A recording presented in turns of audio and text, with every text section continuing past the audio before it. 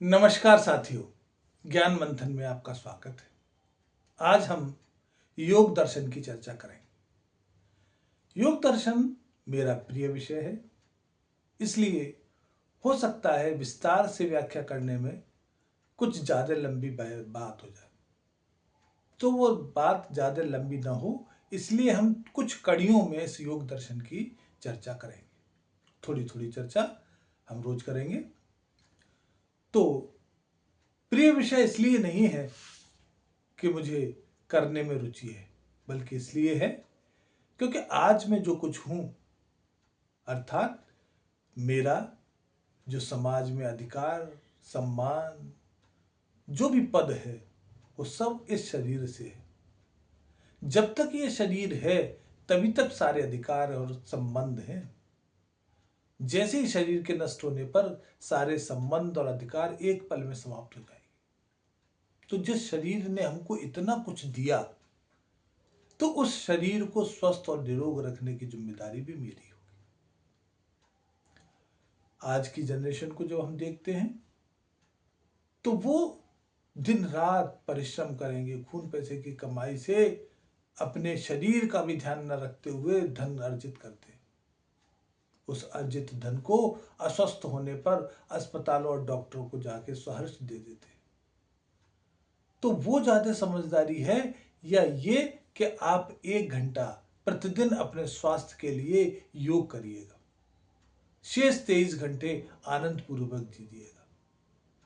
क्योंकि चाहत तो सबकी है कि कोई बीमार ना हो, लेकिन केवल चाहना से कुछ नहीं होता। उसके लिए हमें कर्म करना पड़ता है, कुछ करना पड़ता है। और यदि हम सुबह उठ के अपने मोबाइल को सबसे पहले चार्ज करते हैं ताकि पूरे दिन मोबाइल हमारा अच्छे से चलता रहे, तो क्या ये जिम्मेदारी अपने शरीर की नहीं है कि सुबह उठकर 1 घंटे हम योग के द्वारा उस शरीर को चार्ज कर लें ताकि शेष 23 घंटे हम आनंद पूर्वक एंजॉय करते हुए जी पाए, उत्सव पूर्वक जी पाए। तो ये जो योग है हमको यही सुविधा देता है। तो इसलिए मैं योग को प्रिय अपना दर्शन मानता हूं। आते हैं इस दर्शन पर। सांख्य दर्शन में जिस प्रकार 25 तत्वों की बात की गई, योग दर्शन उन 25 को तो मानता ही मानता है, उसके साथ एक और वो तत्व जोड़ता है, अर्थात 26 तत्व जोड़ कर देता है। वो 26वां तत्व है ईश्वर को भी ये एक तत्व के रूप में अध्ययन के विषय मानता है। तो ये एक तरह से सांख्य दर्शन का पूरक दर्शन है, एक दूसरे के पूरक हैं ये दोनों दर्शन। योग की चर्चा हमारे ग्रंथों में, वेदों में, पुराणों में कई जगह की गई, लेकिन विस्तार से विस्तृत एक ग्रंथ, जो पहला ग्रंथ योग पे लिखा गया, वो महर्षि पतंजलि ने योग सूत्र के रूप में दिया। ये ग्रंथ लगभग 3000 वर्ष पहले लिखा गया था। इस ग्रंथ के 4 खंड हैं। उन खंडों में जो जो बातें कही गई हैं उनकी हम क्रमशः चर्चा करेंगे।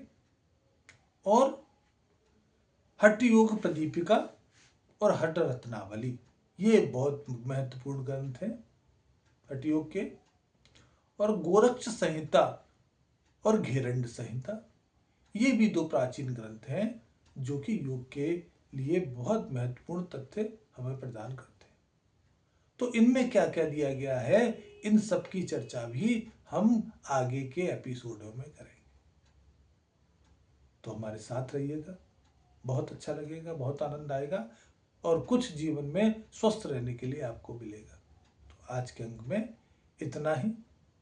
अगले अंक से हम इसकी विस्तृत व्याख्या करेंगे, चर्चा करेंगे। तब तक के लिए इजाज़त दीजिए। आपसे निवेदन है, इस चैनल को देखिए, लाइक करिए, शेयर करिए, लेकिन सब्सक्राइब जरूर करिएगा। नमस्कार।